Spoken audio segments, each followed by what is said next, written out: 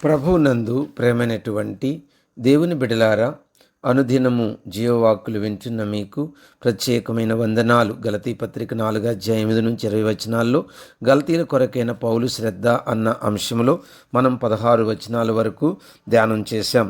17వ వచనం గమనించండి.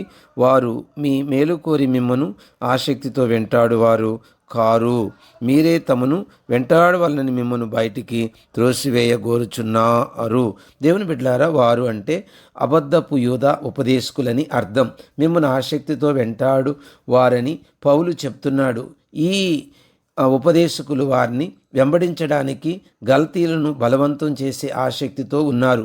పెద్దలుగా ముఖ్యులుగా ఉండి అనేక మంది శిష్యులను కలిగి ఉండాలని ఇష్టపడుతున్నారు. దేవుని బిడ్డలారా, గల్తీలు పౌలును సేవించడానికి బదులు వారిని సేవించాలని వారు కోరారు. కాబట్టి వారు గల్తీలను అంటే బయటకు తోసివేయాలని చూస్తూ ఉన్నారు. గల్తీలను ఎవరు? ఆ యొక్క చెడ్డ బోధకులు. కాబట్టి దేవుని బిడ్డలారా, ఇక్కడ పౌలు ఏమంటున్నాడంటే, మీరు అలాంటి వాళ్ళని ఆచరించక మీరు నిజంగా మీకోసం ప్రయాసపడుతున్నాను అని ఎరిగి ఏ సత్యవాక్యాన్ని మీకు బోధిస్తున్నానో దాన్ని వెంటాడుతూ ఆ వాక్యములో మీరు నిలిచి ముందుకు సాగిపోవాలని పౌలు ఎంతో వారిని కోరుకుంటున్నాడు. 18వ వచనం గమనించండి. నేను మీ యొద్ద ఉన్నప్పుడు మాత్రమే కాక ఎల్లప్పుడూ మంచి విషయంలో ఆసక్తిగా ఉండుట యుక్తమే అనే పదం ఉపయోగించాడు. అంటే మొదట్లో గల్తీలు పౌలు కొరకు ఆసక్తిగా ఉన్నారండి.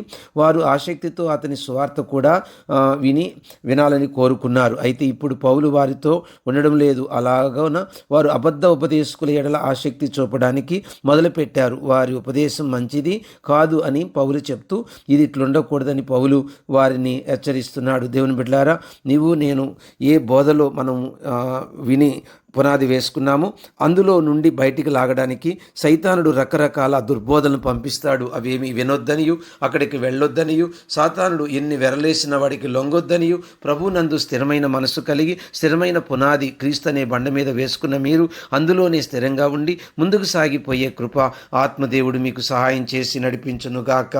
Amen. May God bless you all.